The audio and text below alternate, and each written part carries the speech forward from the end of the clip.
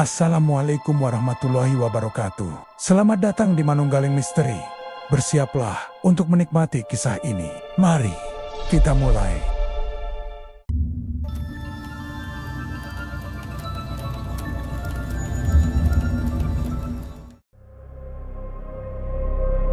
Arman menatap hamparan luas yang dulunya sebuah desa. Kini, yang tersisa hanyalah lautan lumpur hitam yang mengeras di beberapa bagian, sementara di sisi lain masih terlihat gundukan seperti mendidih perlahan. Dari kejauhan tampak sisa-sisa atap rumah, pucuk masjid yang sudah tak utuh lagi, dan tiang listrik yang miring seperti batang kayu terbakar. Angin sore bertiup panas, membawa aroma anyir bercampur dengan bau tanah basah yang menempel di hidung. Raka mengangkat kameranya, merekam setiap sudut yang ia bisa tangkap. Dewi berjalan pelan, langkahnya ragu. 3 anak muda itu berdiri di sebuah tanggul besar, memandang ke bawah seperti menatap makam raksasa. Arman merasakan sesuatu yang aneh saat menatap ke hamparan lumpur itu. Seperti ada bayangan bergerak, atau mungkin hanya bias matahari sore yang menyentuh permukaan cairan hitam pekat. Ia tidak bisa memungkiri rasa dingin yang menjalari tengkuknya, meski udara di sana cukup panas. Raka terus sibuk dengan kameranya, terkadang mendekatkan lensa ke tiang listrik yang bengkok, lalu mengarahkannya ke atap rumah yang menyembul setengah badan. Semua itu tampak seperti peninggalan dari bencana yang menolak untuk dilupakan. Dewi berhenti melangkah, matanya terpaku pada sebuah bangunan yang masih terlihat jelas bentuknya meski setengah tertutup lumpur. Dari bentuknya, mereka tahu itu adalah sebuah sekolah dasar. Cat biru pucat di dindingnya sudah mengelupas, namun papan tulis yang tergantung di dalam masih bisa terlihat samar dari jendela yang pecah. Pemandangan itu membuat suasana semakin sunyi, seolah ada kehidupan yang terputus tiba-tiba, ditelan tanpa sempat berpamitan. Langit mulai berubah warna, jingga perlahan berganti dengan kelabu, lalu menebarkan cahaya redup yang membuat permukaan lumpur berkilau aneh. Suara burung-burung sudah tidak ada, digantikan dengan senyap yang membuat telinga berdengung. Mereka bertiga memutuskan untuk berjalan kembali ke rumah kontrakan sederhana yang mereka sewa di pinggir desa. Rumah itu sudah lama kosong, pemiliknya pindah sejak bencana terjadi, namun masih kokoh dan bisa dipakai untuk bermalam. Malam itu udara semakin pengap. Listrik yang menyala di kontrakan tidak cukup terang untuk mengusir rasa sepi yang begitu pekat. Arman duduk menatap ket tembok yang kusam, sementara pikirannya masih tertinggal di tanggul. Ia terus terbayang pada atap masjid yang setengah terkubur. Baginya, tempat itu bukan hanya sekadar bekas bencana, melainkan kuburan besar yang di dalamnya ada ratusan nyawa yang mungkin tidak pernah ditemukan jasadnya. Raka memeriksa hasil rekaman, berulang kali memutar ulang beberapa bagian.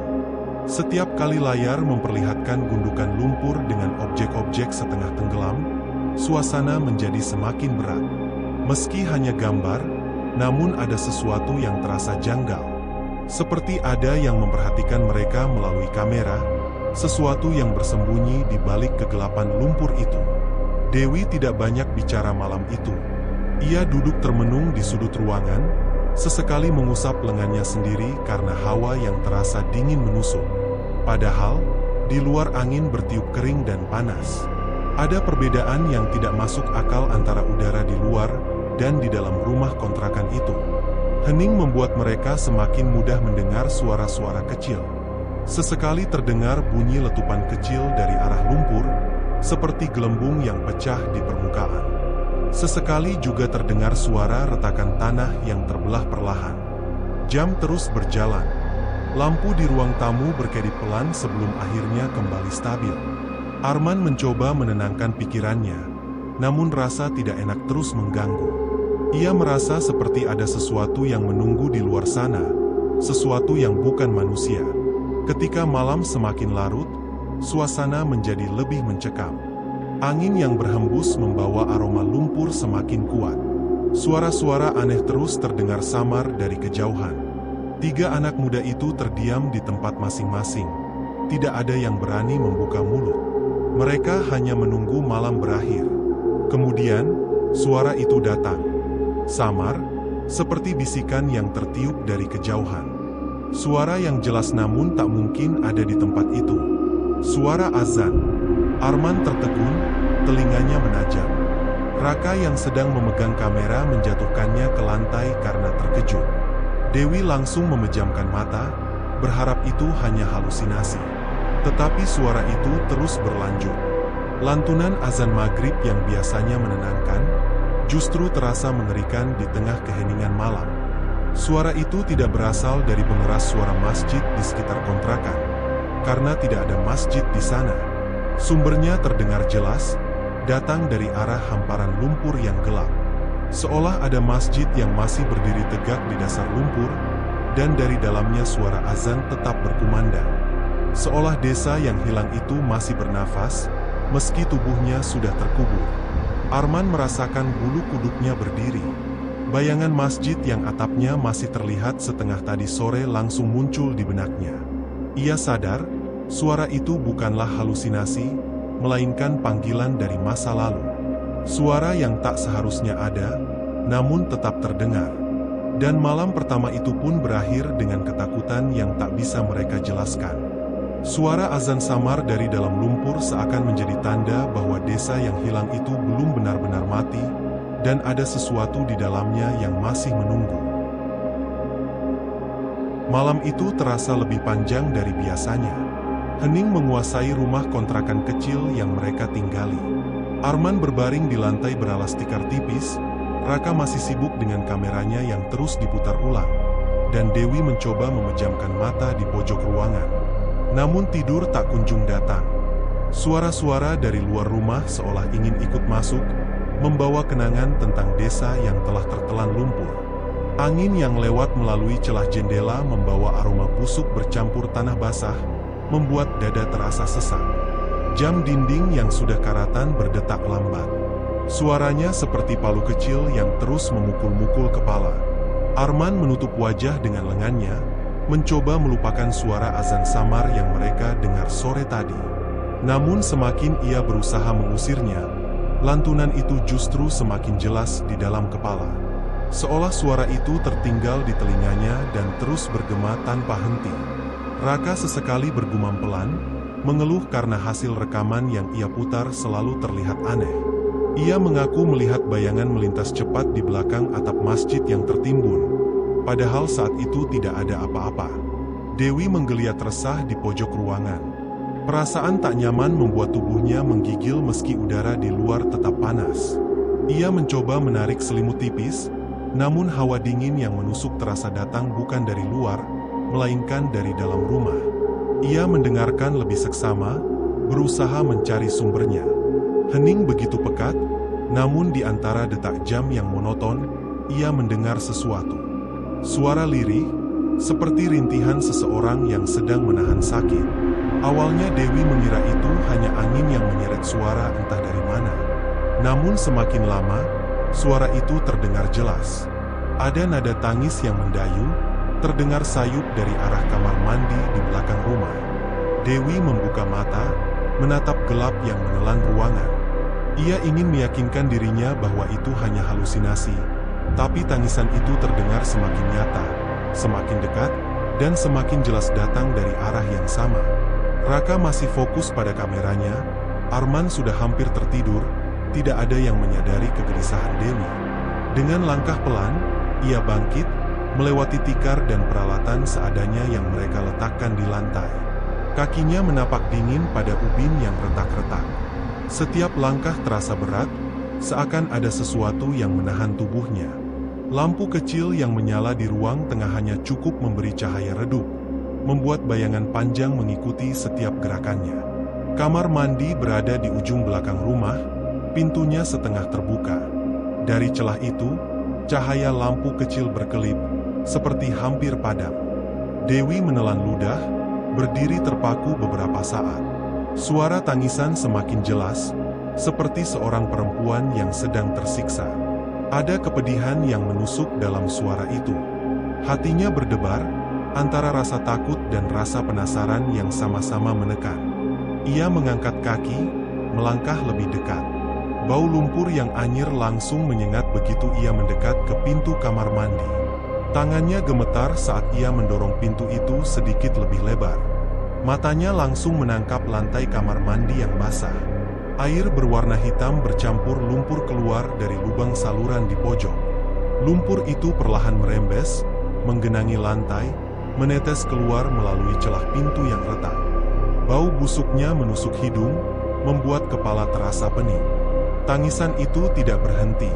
Suaranya memenuhi ruang sempit itu, memantul dari dinding yang lembab, terdengar semakin memilukan. Dewi menutup mulutnya dengan tangan, berusaha menahan jerit. Ia menunduk, menatap lumpur yang terus merembes. Di antara suara tangisan itu, ia mulai mendengar sesuatu yang lain. Ada kata-kata samar yang keluar, bercampur dengan isak. Awalnya hanya seperti bisikan tak jelas, namun perlahan menjadi lebih nyata. Suara itu memanggil sebuah nama. Bukan namanya, bukan Raka, melainkan nama seseorang yang ada bersamanya malam itu. Arman. Panggilan itu lirih, namun jelas. Diselipkan di antara isak tangis, seakan berasal dari mulut seseorang yang terkubur jauh di dalam tanah basah. Dewi mundur beberapa langkah, tubuhnya gemetar hebat. Tangannya berusaha meraih dinding untuk bersandar, namun rasa dingin yang keluar dari ubin membuat tubuhnya semakin lemas.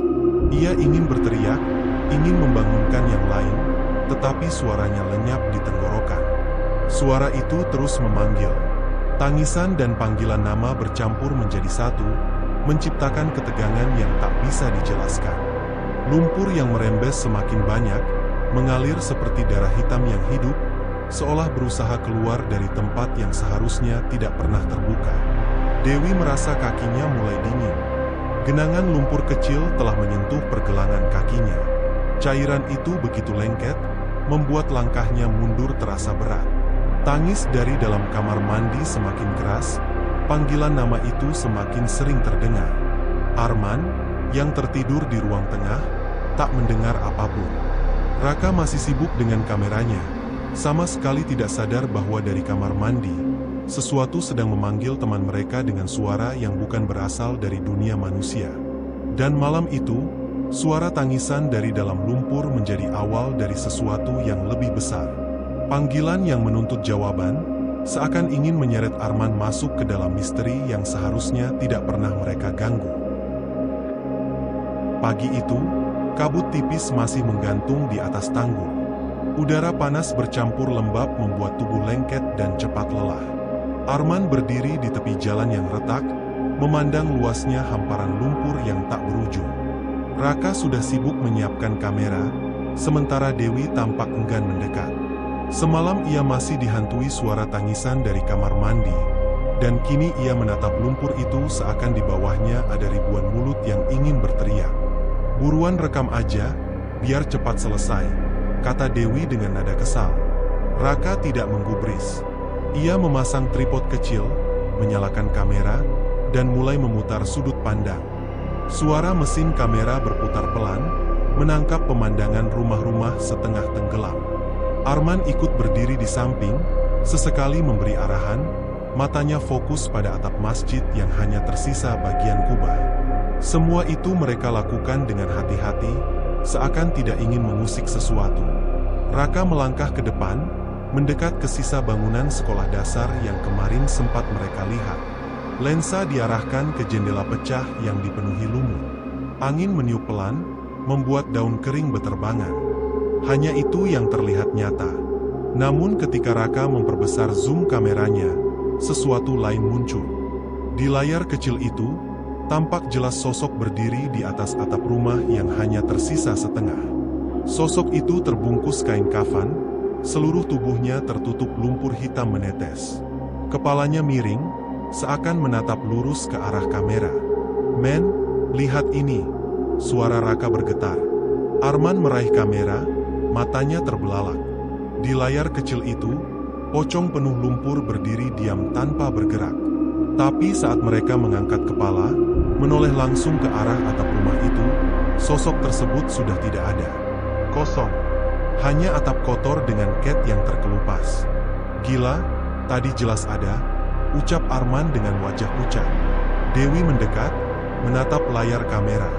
Nafasnya terengah saat melihat sosok yang masih terekam jelas. Itu, Pocong, suaranya lirih, hampir tidak terdengar. Keringat dingin bercucuran dari pelipis Raka. Ia gemetar, tangannya hampir tidak mampu memegang kamera. Kalau tadi cuma kita lihat langsung, mungkin bisa dibilang halusinasi. Tapi ini, kamera merekamnya. Mereka bertiga saling menatap, tak ada yang bisa berkata banyak. Seolah lumpur itu memperlihatkan sedikit rahasianya. Arman merasakan dorongan kuat untuk terus mendokumentasikan, meski rasa takut menghantam dadanya. Ia merasa ada cerita besar yang ingin disampaikan oleh tempat ini, dan hanya mereka yang bisa menjadi saksi. Mereka melanjutkan pengambilan gambar, tapi kini setiap sudut terasa berbeda. Setiap atap rumah yang muncul dari lumpur seperti tempat persembunyian arwah. Setiap tiang listrik yang miring tampak seperti nisan besar. Suasana semakin berat. Dewi berulang kali menoleh ke belakang, merasa ada yang mengikuti mereka. Setiap kali kakinya menapak di tanah keras bekas lumpur, ia mendengar gema langkah lain di belakang, padahal tak ada siapapun. Arman menyarankan agar mereka masuk lebih jauh ke arah tengah tanggul. Raka menolak, wajahnya pucat pasi. Lo nggak lihat tadi? Itu nyata, men. Kalau kita maju lagi, kita nggak tahu bakal nemuin apa. Arman menatapnya tegas. Justru karena itu, kita harus rekam semuanya. Kalau ini cuma kita alami sendiri, orang lain nggak bakal percaya. Tapi kalau ada buktinya. Dewi menimpali dengan suara bergetar. Bukti buat apa? Buat nunjukin kalau di sini masih ada yang terjebak? Itu bukan tugas kita. Kita bukan keluarga mereka. Suasana memanas. Raka marah, matanya merah menahan emosi. Gue nggak peduli sama dokumentasi lo, men. Gue cuma pengen keluar hidup-hidup. Arman terdiam, namun genggaman tangannya pada kamera semakin kuat. Hatinya bergejolak. Ada bagian dari dirinya yang ingin berhenti, tapi ada pula dorongan yang tidak bisa ia pahami. Seakan sesuatu di lumpur itu memang ingin mereka merekam. Saat perdebatan itu memanas, kamera yang masih menyala tiba-tiba menangkap sesuatu lagi. Tanpa sengaja, Raka mengarahkan lensa ke arah kubah masjid yang setengah tenggelam. Di layar, terlihat jelas sosok pocong yang sama berdiri di puncaknya. Lumpur menetes dari tubuhnya, menodai permukaan kubah yang sudah berkarat. Kepala pocong itu menunduk, lalu perlahan mengangkat. Wajahnya yang kosong menghadap lurus ke arah kamera. Dewi menutup mulutnya dengan tangan, matanya melebar. Raka menjatuhkan tripod, kamera nyaris terhempas ke tanah. Arman dengan cepat mengambilnya, menatap layar. Sosok itu masih ada di rekaman, tidak bergerak, hanya diam menatap. Namun sekali lagi, ketika mereka menoleh langsung ke kubah masjid itu, tidak ada apa-apa. Angin hanya menggoyangkan sedikit ujung-ujung besi yang berkarat. Raka menjerit, kehilangan kendali. Kenapa cuma di kamera? Kenapa kita nggak lihat langsung? Arman berusaha tenang, meski wajahnya tak bisa menyembunyikan ketakutan. Mungkin, kamera bisa nangkep apa yang mata kita nggak bisa lihat. Dewi terduduk, tubuhnya gemetar. Air mata jatuh di pipinya, ia tidak peduli lagi. Aku nggak mau di sini. Aku nggak mau jadi bagian dari mereka. Namun kamera tetap merekam, tetap memperlihatkan kebenaran yang tidak bisa mereka pungkiri. Sosok pocong lumpur itu tidak hilang. Ia masih berdiri, masih menatap lurus, seolah tahu ada seseorang yang berani menonton dari balik lensa.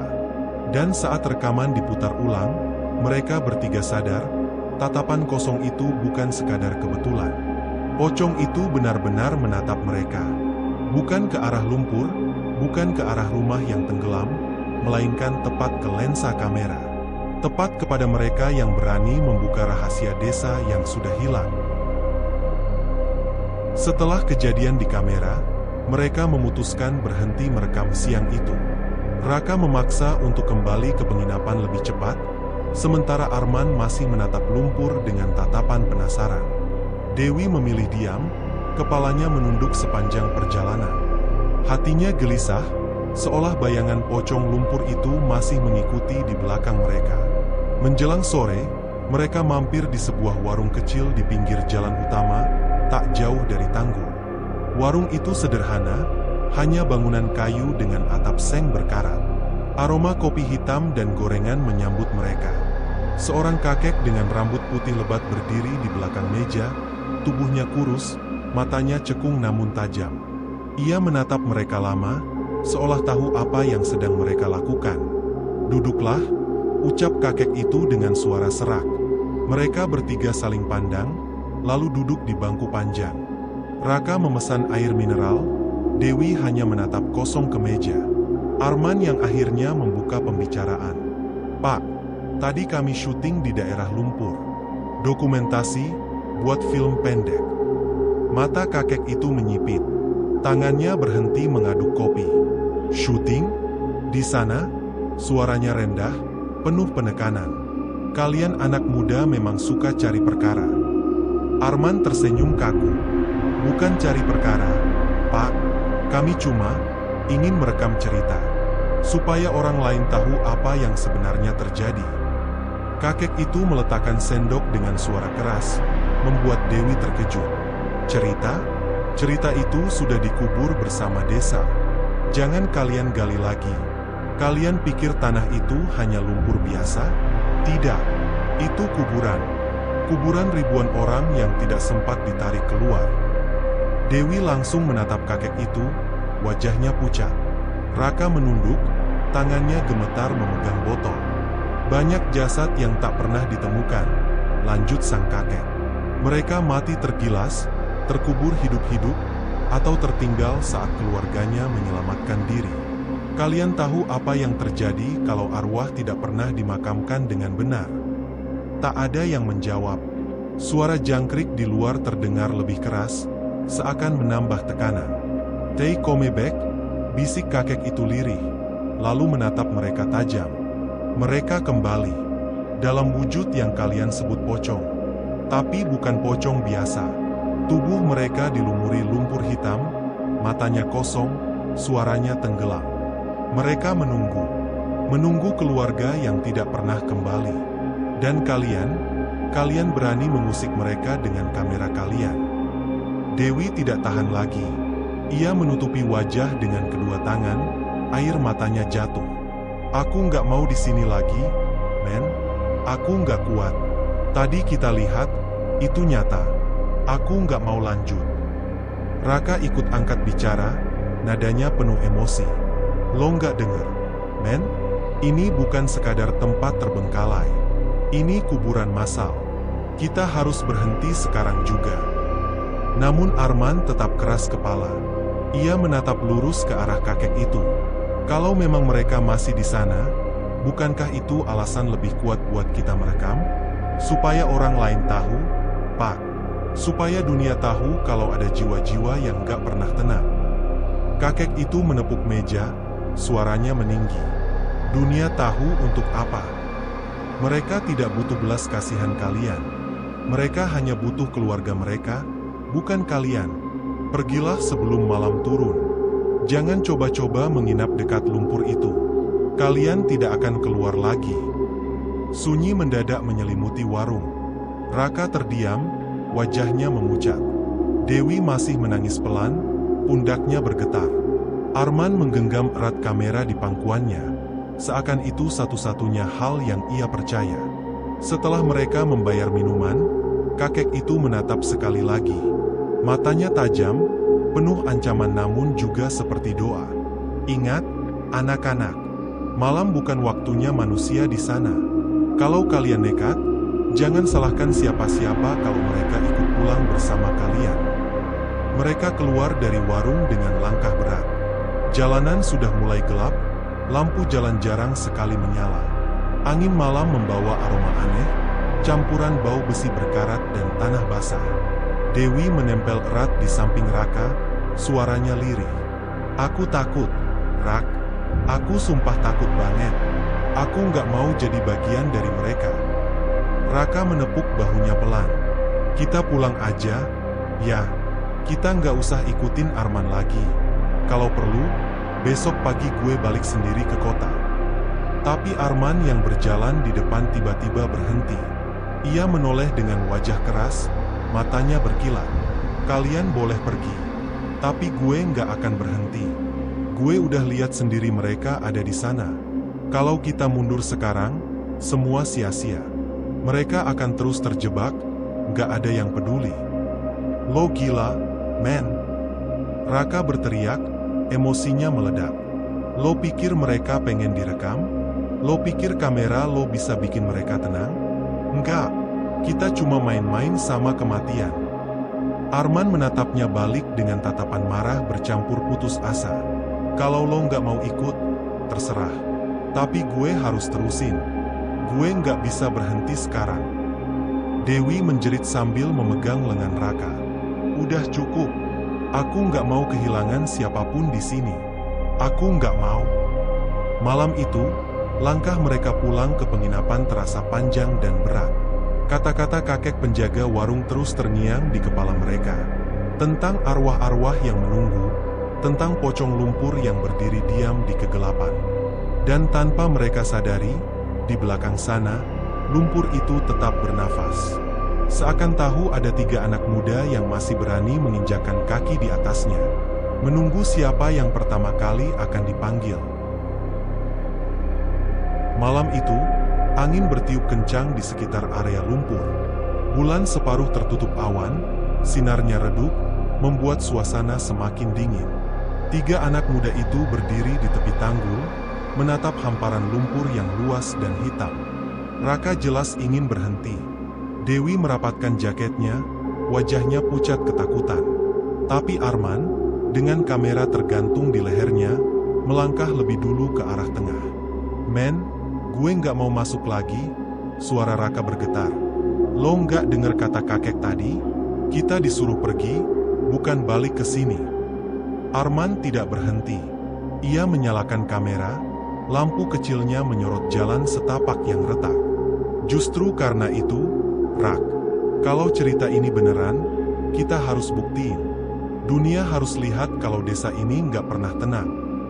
Dewi menggenggam lengan Raka, hampir menangis. Aku mohon, jangan ikutin dia. Aku takut banget. Namun, entah kenapa, langkah Raka tetap maju.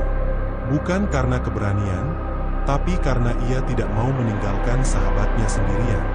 Dewi terpaksa ikut, meski tubuhnya gemetar hebat. Begitu mereka menjejakkan kaki lebih dalam, udara terasa berat. Setiap tarikan napas seperti membawa aroma tanah basah bercampur besi. Suara aneh terdengar, seperti gelembung besar pecah di permukaan lumpur. Tanah itu tiba-tiba bergetar pelan, lalu berhenti. Raka langsung mundur selangkah. Gue sumpah, ini nggak normal. Arman menyorot kamera ke arah pusat lumpur. Tanah hitam itu mulai mengeras, lalu retak sedikit demi sedikit. Dari celahnya, muncul sesuatu yang tidak bisa dipercaya. Sebuah kepala menyembul perlahan, terbungkus kain putih lusuh yang sudah hitam oleh lumpur. Lalu bahu, lalu seluruh tubuhnya. Itu adalah pocong. Tubuhnya basah meneteskan lumpur, kain kafannya sobek di sana-sini, wajahnya hampir tak terlihat.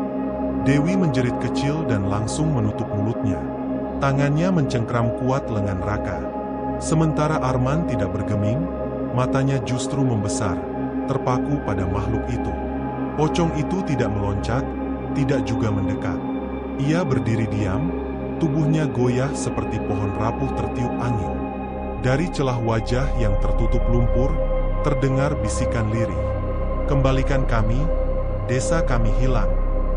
Bisikan itu pelan, namun menusuk langsung ke telinga mereka. Seakan suara itu berbicara tepat di dalam kepala masing-masing. Raka langsung panik. Udah cukup, men. Kita harus pergi. Sekarang. Tapi Arman tetap tidak bergeming. Ia justru maju 2 langkah, mendekat ke arah pocong. Kamera di tangannya bergetar, tapi tetap merekam. Lo lihat kan? Mereka nggak nyerang. Mereka cuma minta sesuatu. Desa mereka hilang. Apa maksudnya? Dewi menangis pelan, suaranya pecah. Arman, tolong jangan dekat-dekat. Aku mohon. Kita pergi aja. Aku nggak mau mati di sini. Arman mengabaikan. Ia seperti terhipnotis oleh sosok itu. Lo siapa? Apa yang lo mau? Suaranya lantang, penuh campuran berani dan putus asa. Pocong itu mengeluarkan suara serak, hampir seperti tercekik lumpur. Kembalikan nama kami, jangan lupakan kami. Arman menelan ludah, tubuhnya tegang. Nama kalian? Desa kalian? Maksud lo, kalian marah karena dilupakan. Tiba-tiba, lumpur di sekitar mereka kembali bergetar. Suara gelembung besar pecah di sana-sini. Dari kejauhan, beberapa gundukan mulai naik turun, seperti ada sesuatu yang bergerak di bawah tanah. Raka langsung menarik Dewi menjauh. Men, kalau lo nggak ikut sekarang, gue sumpah bakal tinggalin lo, teriaknya dengan suara pecah. Arman menoleh cepat, wajahnya penuh emosi. Lo nggak ngerti, Rak? Ini kesempatan sekali seumur hidup. Mereka pengen kita dengar. Kalau kita kabur sekarang, lo pikir mereka bakal diam aja? Gue nggak peduli, men. Raka balik berteriak. Nyawa gue lebih penting daripada rekaman lo.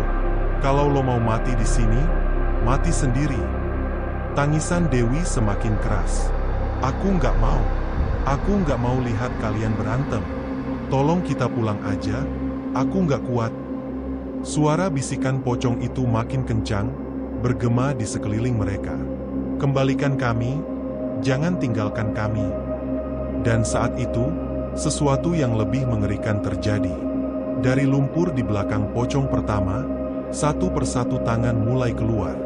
Tangan-tangan kurus, terbungkus kain kafan penuh lumpur, bergerak pelan seakan berusaha meraih udara. Ada yang masih setengah terkubur, ada yang hanya menampakkan kepala. Dewi menjerit histeris. Raka langsung menariknya mundur sejauh mungkin, napasnya kacau. Arman, lo gila kalau masih mau di sini. Gue nggak bakal balik kalau lo mati konyol di situ. Arman terpaku. Matanya berkaca-kaca, bukan karena takut, tapi karena emosinya campur aduk. Mereka beneran ada, mereka cuma pengen didengar. Suaranya lirih, hampir pecah. Namun, saat salah satu tangan lumpur itu hampir menyentuh kaki Arman, Raka kembali berteriak. Lari, men! Arman akhirnya tersadar. Dengan napas terengah, ia berbalik dan ikut berlari bersama Raka dan Dewi meninggalkan lumpur itu. Kamera di lehernya masih menyala, merekam semua kejadian. Mereka tidak berhenti sampai tiba di tanggul. Nafas mereka tersengal, tubuh berkeringat meski udara malam begitu dingin. Dewi hampir pingsan, wajahnya basah oleh air mata. Raka menatap Arman dengan marah. Lo puas sekarang? Kita hampir mati tadi. Arman tidak menjawab. Ia menatap layar kameranya, rekaman masih berjalan, dan di detik terakhir sebelum ia lari, jelas terlihat puluhan sosok pocong lumpur yang perlahan muncul dari tanah. Malam itu, mereka bertiga baru sadar satu hal. Mereka sudah benar-benar masuk terlalu jauh. Dan mungkin, tidak ada jalan kembali yang aman. Malam itu, hujan turun deras. Suara air mengguyur atap kontrakan tua yang mereka sewa terdengar seperti ribuan batu kecil menghantam genting. Lampu di ruang tamu meredup, berkelip sesekali, membuat suasana semakin mencekam. Raka duduk di pojok ruangan dengan handuk menutupi kepala. Dewi menggigil, matanya sembab karena terlalu banyak menangis. Sedangkan Arman sibuk menatap kamera, memutar ulang rekaman yang mereka bawa dari area lumpur. Lihat ini, suara Arman serak tapi penuh antusias. Ia menunjuk layar kamera yang menampilkan sosok-sosok pocong lumpur yang muncul dari tanah. Kita nggak gila, mereka beneran ada. Raka memukul meja kecil di depannya. Lo masih sempet bangga sama rekaman itu? Gila lo, men. Kita hampir mati tadi. Gue udah bilang dari awal, jangan ikut-ikut ke lumpur terkutuk itu. Dewi menutupi telinganya, suaranya pecah. Berhenti, jangan ribut lagi, Aku nggak tahan. Namun sebelum mereka sempat lanjut berdebat, terdengar suara aneh dari dapur. Seperti ada benda berat jatuh ke lantai. Mereka bertiga langsung terdiam. Hujan di luar masih deras, tapi suara itu jelas datang dari dalam rumah. Arman berdiri perlahan. Gue cek dulu. Lo jangan sok berani, men, bisik Raka dengan nada keras. Tapi Arman tetap melangkah. Saat ia sampai di dapur, bau tanah basah langsung menusuk hidung. Lampu dapur berkelip-kelip, dan di sudut ruangan, sesuatu mulai merembes dari langit-langit. Cairan hitam pekat menetes perlahan, menimbulkan genangan kecil di lantai. Arman mundur dengan wajah tegang. Rak, Dewi, sini cepat. Mereka datang tergesa-gesa, dan seketika itu juga, genangan lumpur semakin besar. Dari tengah genangan, muncul gundukan kecil yang bergerak naik turun. Tiba-tiba, sesuatu meloncat dari dalamnya. Pocong lumpur. Tubuhnya basah, meloncat ke arah dinding, membentur keras hingga suara kayu berderak. Lumpur terciprat kemana-mana. Dewi menjerit histeris. Ya Tuhan! Raka menarik tangannya, berusaha kabur ke ruang tamu. Tapi makhluk itu meloncat lagi, menghantam langit-langit. Dari atas, lumpur menetes deras seperti hujan di dalam rumah. Lantai kontrakan mulai tertutup cairan hitam itu, membuat pijakan licin dan dingin. Arman menyalakan kamera dengan panik, meski tangannya bergetar. Mereka ngikutin kita. Pocong itu mengeluarkan suara serak, nyaring, seolah ribuan orang berteriak sekaligus. Dari lantai kamar Dewi, lumpur mulai menggeliat, membentuk pusaran kecil. Tanpa sempat menghindar, kaki Dewi terseret masuk ke dalam pusaran itu. Ia jatuh terduduk, menjerit sekuat tenaga. Men, Rak, tolong aku. Raka langsung meraih tangannya. Pegangan, Dewi, gue nggak bakal lepasin lo. Namun tarikan dari bawah begitu kuat, membuat tubuh Dewi setengah tenggelam. Air mata bercampur lumpur membasahi wajahnya. Aku nggak mau mati. Tolong, aku mohon. Arman ikut membantu menarik. Dengan sekuat tenaga, mereka berhasil menarik Dewi keluar tepat sebelum pusaran itu menutup kembali. Kaki Dewi penuh lumpur, kuku kakinya robek, darah bercampur cairan hitam menetes ke lantai. Dewi menangis terseduh-seduh, tubuhnya lemas. Kenapa mereka ngikutin kita? Kenapa harus kita? Arman menatap sosok pocong itu yang masih meloncat-loncat di sudut ruangan. Suaranya bergetar tapi penuh emosi. Karena kita udah masuk ke wilayah mereka. Kita udah dengar suara mereka. Sekarang mereka nggak mau dilepasin. Raka mendengus marah, napasnya tersengal. Kalau gitu kenapa lo ajak kita? Hah? Gue nggak pernah mau tahu tentang ini semua. Lo pikir keren bisa rekam hantu. Sekarang lo bikin kita semua celaka. Arman membalas dengan mata berkaca-kaca. Gue cuma pengen buktiin kalau mereka ada. Gue nggak nyangka mereka bisa ikut ke sini. Tiba-tiba, pintu kamar berderak keras, seolah ada yang menghantam dari dalam. Mereka bertiga menoleh bersamaan. Dari celah bawah pintu, lumpur merembes keluar, semakin lama semakin deras. Pintu itu terbuka pelan, dan di baliknya, terlihat tiga sosok pocong lumpur lain berdiri, tubuh mereka goyah, wajah tak jelas. Dewi menjerit lagi, hampir pingsan. Raka segera mengangkat kursi, melemparkannya ke arah pocong, tapi tubuh itu tetap maju tanpa rasa sakit. Mereka meloncat, menabrak dinding, membuat retakan besar. Lumpur di lantai semakin tinggi, menutupi betis mereka.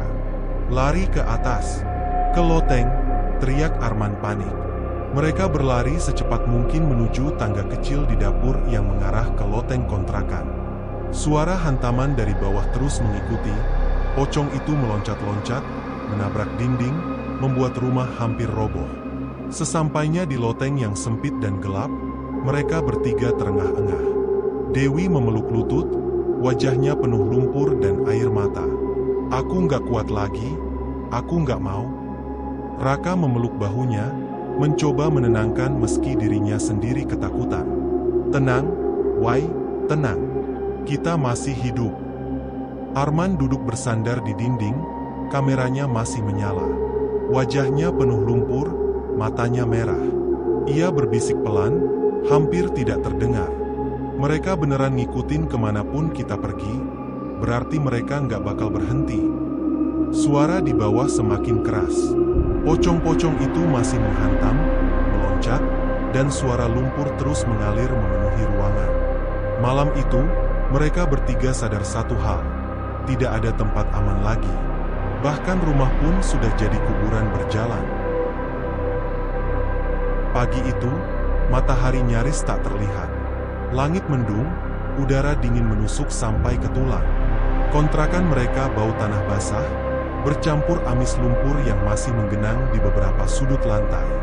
Malam penuh teror baru saja berlalu, tapi rasa takut tak ikut pergi bersama terbitnya hari. Dewi duduk di kursi dengan wajah pucat. Matanya sembab, rambutnya kusut, tangannya gemetar memegang gelas air yang bahkan tak disentuhnya. Arman menyalakan kamera lagi, meski lensa sudah retak, entah untuk apa. Sedangkan Raka mondar-mandir, tak bisa diam, wajahnya terlihat kusut oleh panik dan kurang tidur. "Kita harus berhenti sekarang juga," suara Dewi parau tapi tegas. Ia menatap Arman dan Raka bergantian. "Aku nggak peduli sama dokumentasi, sama rekaman, sama bukti. Nyawa kita jauh lebih penting." Arman menarik napas panjang. "Aku ngerti, Wai, tapi kalau kita berhenti, semua yang udah kita alami nggak ada gunanya. Dunia nggak akan percaya kalau mereka ada." Dewi menatapnya tajam, penuh amarah. "Apa gunanya dunia percaya kalau kita mati?" Raka yang sejak tadi gelisah, tiba-tiba membanting pintu kamar hingga bergetar. Suaranya pecah, penuh ketakutan. "Jangan sok-sokan, Dewi. Dari awal gue udah bilang, semua ini gara-gara lo. Lo yang maksa ikut, lo yang teriak-teriak minta pulang. Sekarang arwah itu ngikutin kita. Kalau mereka butuh tumbal, biar lo aja yang jadi." Dewi terdiam, wajahnya seketika pucat. Air matanya jatuh tanpa suara. "Lo tega ngomong gitu, Rak?" Suaranya lirih, hampir tak terdengar. Raka menunduk, tapi rasa takut membuatnya kalut. Ia benar-benar tidak bisa berpikir jernih. Gue nggak mau mati. Gue nggak mau, Wai." Arman berdiri, menatap Raka dengan marah. "Cukup, Rak. Jangan salahin Dewi. Kita semua sama-sama masuk ke sana, nggak ada yang maksa." Ketegangan semakin memuncak. Suasana di dalam kontrakan jadi pengap, padahal jendela terbuka lebar. Suara hujan semalam masih tercium lewat bau tanah yang lengket. Tiba-tiba, terdengar suara gedebuk keras dari luar jendela. Mereka bertiga langsung menoleh. Dari sela tirai, tampak bayangan bergerak. Sesaat kemudian, kepala pocong lumpur menyembul dari balik kaca, menatap mereka dengan wajah rusak berlumuran tanah. Dewi menjerit keras, menjatuhkan gelas dari tangannya. Pecahan kaca berserakan di lantai. "Ya Tuhan, mereka makin banyak," bisik Arman, matanya melebar. Raka mundur ke dinding, wajahnya pucat pasi. "Mereka datang buat ambil kita." Tak hanya satu. Dari halaman kontrakan, terdengar suara lompat-lompatan keras. Pintu kayu bergetar, seperti ada yang menghantam dari luar. Suara lumpur bergeser, diseret, menimbulkan aroma busuk yang menusuk hidung. Dewi berlari ke sudut ruangan, tubuhnya gemetar hebat. "Aku nggak kuat lagi. Aku nggak mau mati di sini." Raka menghampirinya dengan wajah penuh kalut. Tangannya mencengkeram bahu Dewi begitu keras sampai ia meringis kesakitan. "Kalau lo yang mereka mau, kasih aja. Biar gue sama Arman selamat." "Raka, lo udah gila?" teriak Arman marah. Ia menarik Raka menjauh dari Dewi, lalu mendorongnya ke dinding. "Lo pikir dengan ngorbanin dia semua beres? Jangan bodoh, Rak. Mereka bakal tetap ngambil kita semua." Raka terdiam, terengah-engah, wajahnya penuh keringat. Matanya sayu, seolah kehilangan harapan. Gue nggak tahu lagi harus gimana. Tangis Dewi pecah, suaranya bergetar. Aku nggak pernah minta ikut dalam ini. Aku cuma mau kita pulang. Arman meraih tangan Dewi, menatapnya dalam-dalam. Aku janji kita cari jalan keluar. Aku nggak akan biarin mereka ambil lo. Namun di saat yang sama, pocong lumpur itu tiba-tiba menembus jendela. Kaca pecah berhamburan, lumpur memercik ke seluruh ruangan. Sosok itu meloncat-loncat liar, menghantam dinding, membuat suara kayu retak. Dari pintu depan, dua pocong lain masuk, menyeret lumpur hitam yang semakin meluas ke lantai. Suasana langsung kacau. Arman mengambil kursi, melemparkannya ke arah makhluk itu, tapi tidak mempan. Pocong lumpur terus bergerak liar, menabrak dinding hingga retak. Raka berteriak ketakutan, berusaha kabur ke kamar, tapi pintu kamar juga sudah dipenuhi lumpur pekat yang menggeliat seperti hidup. Aku nggak bisa napas. Bau lumpurnya makin kuat. Dewi menutup hidungnya dengan tangan, tubuhnya gemetar. Arman mencoba memegang kamera, tapi lumpur menetes dari langit-langit, menutupi lensa. Mereka nggak cuma datang, mereka mau ngejebak kita di sini. Raka berlari lagi, hampir jatuh terpeleset. Kita harus keluar. Sekarang juga. Namun begitu pintu depan dibuka, lumpur hitam langsung tumpah masuk, menutup jalan keluar. Dari dalam lumpur itu, muncul tangan-tangan pucat, mencakar, berusaha meraih mereka. Jangan dekat, jangan sentuh. Arman berteriak sambil menarik Dewi menjauh. Raka berdiri terpaku, matanya kosong.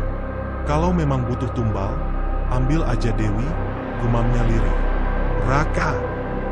Dewi menatapnya dengan tatapan penuh luka, air matanya jatuh deras. Kenapa lo tega banget sama gue? Arman langsung menampar Raka, keras, membuatnya tersadar. Bangun, Rak. Lo mau jadi manusia atau bangkai? Kalau kita putus asa, mereka menang. Hening sejenak. Suara pocong meloncat kembali terdengar, makin keras, makin dekat. Dinding rumah hampir roboh, lumpur makin naik sampai setinggi lutut. Malam sebelumnya mereka merasa rumah jadi kuburan. Tapi kali ini lebih parah. Rumah itu sudah berubah jadi neraka lumpur. Dan yang paling menakutkan, bukan hanya pocong-pocong itu yang ingin mereka, tapi juga retaknya persahabatan yang dulu mereka anggap kuat. Malam itu, mereka bertiga sadar. Musuh terbesar bukan hanya pocong lumpur, tapi juga diri mereka sendiri. Malam itu, Arman duduk sendirian di ruang kontrakan yang hanya diterangi lampu redup. Raka dan Dewi sudah masuk kamar, meski jelas mereka belum benar-benar tidur. Ketegangan masih menyelimuti rumah itu. Arman tidak bisa berhenti memikirkan satu hal. Kenapa arwah lumpur terus memanggil namanya? Suara-suara itu selalu terdengar lirih, seolah berasal dari dasar lumpur yang menelan desa. Ada sesuatu yang belum ia ketahui. Tangannya gemetar ketika membuka tas besar peninggalan almarhum ayahnya. Ia sengaja membawa tas itu ke porong, berharap bisa menemukan bahan tambahan untuk dokumentasi. Namun malam ini, bukannya mencari bahan liputan, Arman justru mencari jawaban. Di dalam tas itu, ada map tebal berisi dokumen lama. Kertas-kertasnya sudah menguning, beberapa sobek di tepi. Ia membaca perlahan. Semakin jauh ia membuka, semakin berat rasanya napasnya. Ada daftar nama-nama korban yang tidak pernah diumumkan ke publik. Jumlahnya ratusan. Di sisi catatan itu, ada tulisan tangan ayahnya. Tulisan yang jelas tergesa, dengan tinta yang hampir pudar. Sebagian tidak berhasil dievakuasi. Mereka terkubur saat desa ditelan lumpur. Perintah dari atas, diam. Jangan ada yang tahu. Jika terungkap, semua habis. Arman menelan ludah. Tangannya bergetar hebat. Ia menemukan catatan tambahan di halaman terakhir. Kali ini kalimatnya lebih personal. Aku ikut bersalah. Aku dengar teriakan mereka, tapi kami diperintahkan mundur. Mereka menjerit, memanggil nama keluarga. Dan sampai hari ini, aku masih mendengar suara mereka di kepalaku. Dosa ini mungkin akan turun pada anak-anakku. Arman menutup map itu dengan keras, membuat suara berdebum yang cukup mengejutkan. Raka keluar dari kamar sambil mengucek mata. "Men, lo kenapa?" tanya Raka heran. Arman tidak langsung menjawab. Dadanya sesak. "Lo harus lihat ini, Rak. Ayah gue, dia tahu semua. Dia nutupin fakta kalau banyak orang dikubur hidup-hidup waktu lumpur pertama kali meluap." Raka mendekat, membaca cepat dokumen yang ditunjuk Arman. Wajahnya berubah pucat. "Gila, kalau ini benar, artinya yang kita lihat selama ini, pocong-pocong itu, mereka arwah orang yang dikubur hidup-hidup." Arman mengangguk pelan. "Dan mereka manggil nama gue, karena ayah gue salah satu orang yang ikut ninggalin mereka. Mereka mau gue tanggung dosanya." Suara pintu kamar Dewi terbuka. Ia keluar dengan wajah ketakutan, matanya sembab. "Jadi itu alasannya, kenapa mereka terus-terusan muncul? Mereka nggak salah pilih orang, men. Mereka butuh lo." Arman menatap Dewi, hatinya campur aduk. Ia ingin marah, ingin membantah, tapi semua bukti ada di tangannya. Malam itu, udara di sekitar mereka mendadak semakin dingin. Bau lumpur yang menyengat kembali masuk ke dalam rumah. Dari langit-langit, tetesan cairan coklat kehitaman mulai merembes turun. "Arman," suara itu terdengar lirih, jelas sekali, seolah berasal dari bawah lantai. Kali ini bukan hanya Arman yang mendengar. Raka dan Dewi juga langsung menegang. "Lo denger itu kan?" Raka berkata terbata, keringatnya bercucuran meski udara begitu dingin. Arman mengangguk, wajahnya pucat pasi. "Mereka benar-benar manggil nama gue." Tiba-tiba suara itu terdengar lagi, lebih keras, lebih jelas. "Arman, darahmu, bayar dosamu." Lantai kontrakan bergetar halus, membuat gelas di meja hampir jatuh. Dewi langsung mundur ke pojok, tubuhnya gemetar hebat. "Kita harus pergi dari sini sekarang juga. Kalau enggak, kita semua habis." Arman memukul meja dengan keras. "Gue nggak bisa lari, Dewi. Mereka nyari gue, bukan kalian. Kalau gue kabur, mereka bakal terus ngikutin kemanapun. Gue harus tahu apa yang mereka mau." Raka menatap Arman dengan wajah kalut. "Lo sadar nggak sih apa yang lo omongin? Ini bukan sekadar dokumentasi lagi, ini hidup kita yang dipertaruhkan." Namun Arman tidak mundur. Ia merasa malam itu semua sudah jelas. Rahasia ayahnya membuka alasan mengapa arwah-arwah itu menampakkan diri. Bukan kebetulan mereka bertiga diganggu. Semua ini berhubungan langsung dengan darah keluarganya. Suara tangisan samar mulai terdengar dari arah kamar mandi. Tangisan itu pelan, seperti suara perempuan, bercampur dengan suara anak kecil. Arman menutup matanya, dan entah kenapa, ia bisa merasakan ketakutan yang sama dengan orang-orang yang terkubur itu. "Lo semua dengar?" bisik Arman, suaranya parau. Raka menelan ludah, wajahnya pucat. "Iya, tapi kenapa ada suara anak kecil juga?" Arman menunduk, menahan air mata. "Karena nggak semua yang mati itu orang dewasa. Ada anak-anak juga, Rak. Mereka ikut tenggelam, ikut mati pelan-pelan di bawah lumpur. Ayah gue tahu itu, tapi dia disuruh diam." Dewi menutup mulutnya sambil menangis. "Arman, lo sadar nggak? Ini berarti kita nggak mungkin bisa bebas kalau lo nggak nyelesain apa yang mereka mau." Arman menatap kedua temannya. "Kalau gitu, gue harus hadapi mereka. Kalau mereka mau gue, biarin. Tapi jangan sampai kalian ikut jadi korban." Malam itu, ketiga anak muda itu duduk di ruang kontrakan dengan wajah tegang. Di luar, suara lumpur bergemuruh pelan, seolah ada sesuatu yang bergerak dari dalam.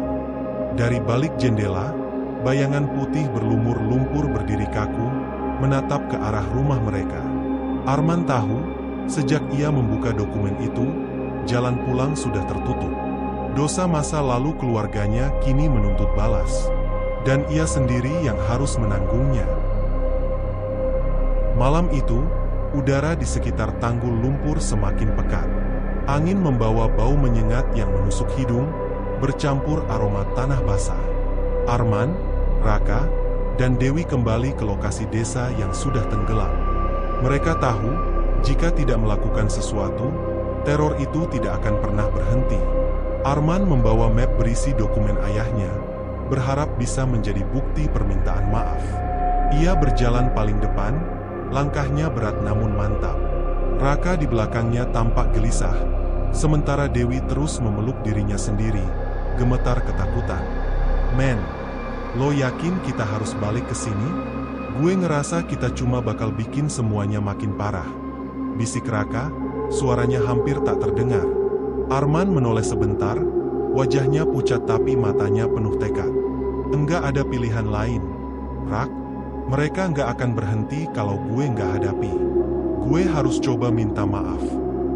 Dewi menahan tangisnya. "Tapi kalau mereka enggak mau maafin? Kalau mereka malah bunuh kita?" Tak ada jawaban dari Arman.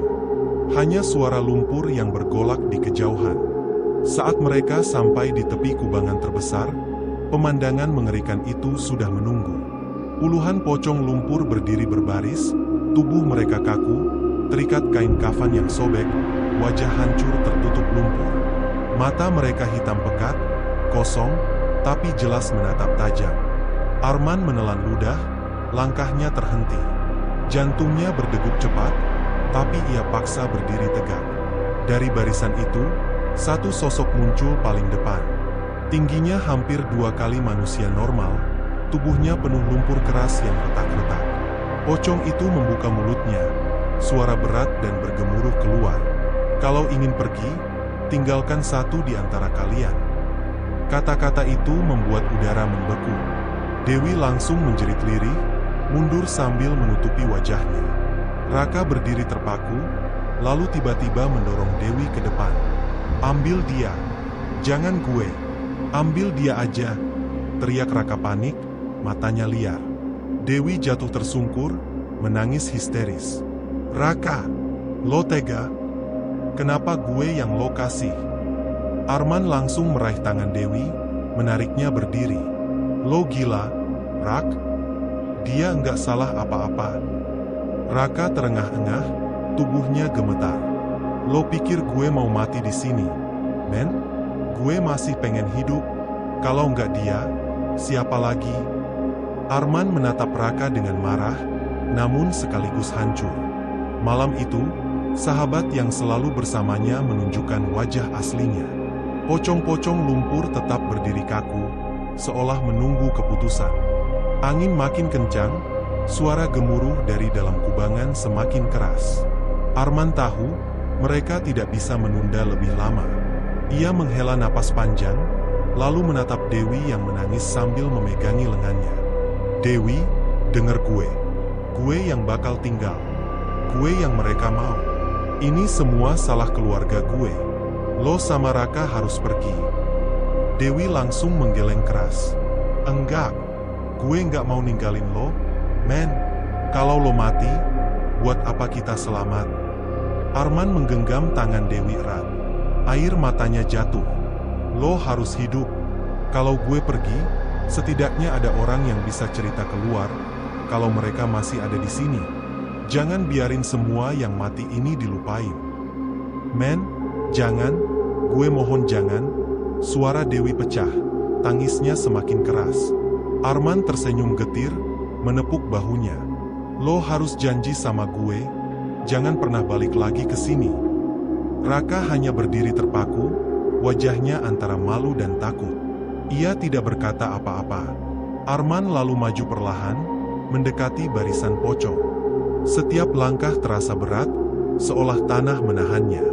Angin semakin menusuk tulang, membuat tubuhnya menggigil. Pocong terbesar menatapnya lekat-lekat, lalu bersuara lagi. "Kau, darahmu bau dosa. Kau tinggal. Yang lain pergi." Arman mengangguk pelan. "Kalau itu harga yang harus dibayar, gue terima." Dewi berteriak, mencoba mengejar. "Jangan, men. Tolong jangan." Tapi Raka menahannya, menarik lengannya kasar.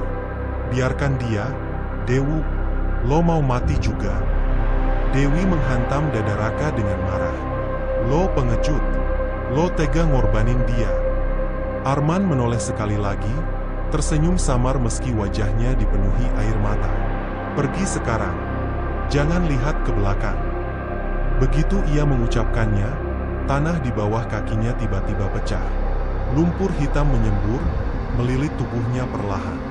Arman tidak melawan, ia hanya menutup mata. Suara-suara jeritan samar terdengar di sekelilingnya, seperti ratusan orang memanggil-manggil. Aku di sini, aku ikut kalian, bisiknya pelan sebelum seluruh tubuhnya tertelan ke dalam lumpur. Dewi menjerit sekuat tenaga, suaranya pecah menembus malam. Raka menariknya menjauh, paksa ia meninggalkan tempat itu.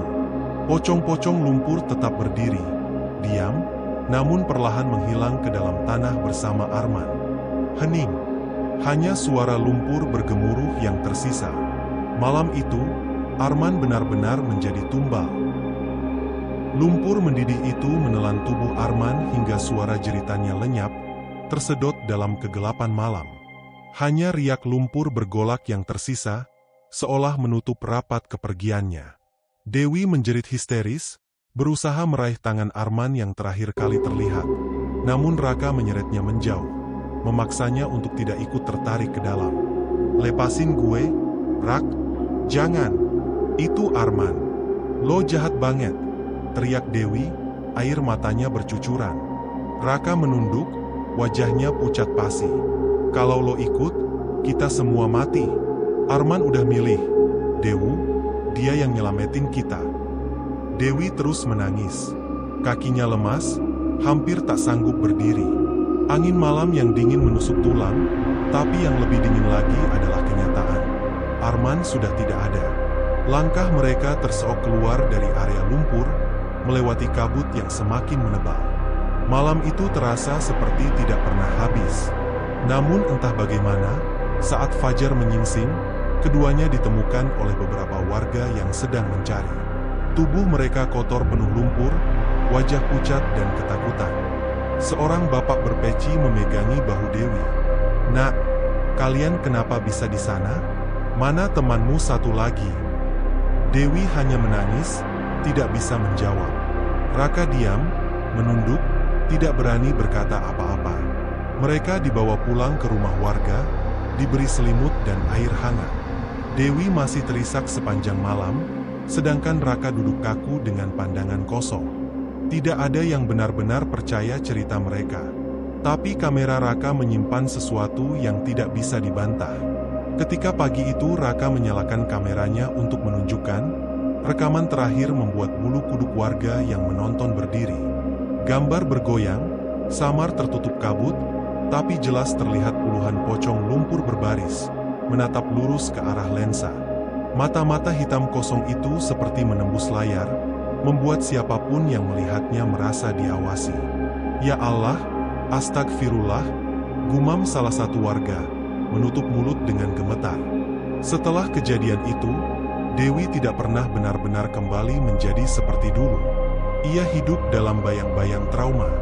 Suara lumpur mendidih, jeritan Arman, dan tatapan puluhan pocong itu terus menghantui pikirannya. Malam-malamnya selalu dipenuhi mimpi buruk. Arman, begitu ia terbangun, keringat dingin membasahi tubuhnya. Sementara itu, Raka pun tidak lepas dari teror. Meski selamat, rasa bersalah menempel padanya seperti bayangan. Setiap kali ia bercermin, ia melihat dirinya sendiri mendorong Dewi di malam itu. Ia tahu, pengorbanan Arman terjadi karena dirinya. Suatu malam, saat ia mencoba tidur, terdengar suara pelan di jendela kamarnya. Tok, tok, tok. Raka terbangun dengan napas memburu. Ia menatap jendela yang tertutup rapat, namun suara itu terdengar lagi. Tok, tok, tok. Dengan tangan gemetar, ia mendekat, membuka sedikit tirai. Dan di balik kaca, samar terlihat sosok terbungkus kain kafan penuh lumpur. Kepalanya miring, wajahnya retak dengan mata hitam pekat menatap langsung padanya. Raka mundur ketakutan, tubuhnya hampir jatuh. Jangan ganggu gue. Itu bukan salah gue. Itu bukan salah gue, teriaknya panik. Tapi suara itu datang lagi. Tok, tok, tok. Seakan-akan pocong itu tidak peduli pada alasan Raka, hanya menuntut janji yang belum selesai. Raka menutup telinganya dengan kedua tangan, berjongkok sambil menangis. Arman, maafin gue pengecut, gue harusnya yang lo korbanin, bukan lo. Tangisannya pecah, memenuhi kamar yang dingin. Di sisi lain, Dewi memilih meninggalkan kampung. Ia tidak sanggup lagi tinggal di dekat lokasi itu. Namun meski jauh, trauma tetap mengikuti. Setiap kali ia mendengar suara air mendidih atau tanah longsor, ia merasa kembali ke malam itu. Kenapa lo harus jadi pahlawan, men? Kenapa bukan gue? Bisiknya sendiri, setiap kali ia menyalakan lilin kecil untuk mengenang Arman. Waktu berlalu, tapi desa tenggelam itu tetap sunyi. Lumpur terus bergolak, menelan apapun yang berani mendekat. Tidak ada lagi yang berani melewati batasnya. Namun bagi sebagian orang, mereka percaya arwah-arwah yang terkubur masih menunggu, marah karena tak pernah diakui keberadaannya. Dan bagi Raka, penantian itu semakin nyata. Setiap malam, suara ketukan di jendela tak pernah berhenti. Kadang hanya 3 kali, kadang berkali-kali sampai fajar. Ia tahu, pocong-pocong lumpur itu masih di sana. Menunggu dirinya. Sementara di dalam mimpi Dewi, wajah Arman terus tersenyum samar, tenggelam dalam lumpur yang mendidih. Tangannya terulur, seakan memanggil. Arman telah hilang. Tapi arwah-arwah itu tidak. Mereka tetap di sana, menunggu giliran berikutnya.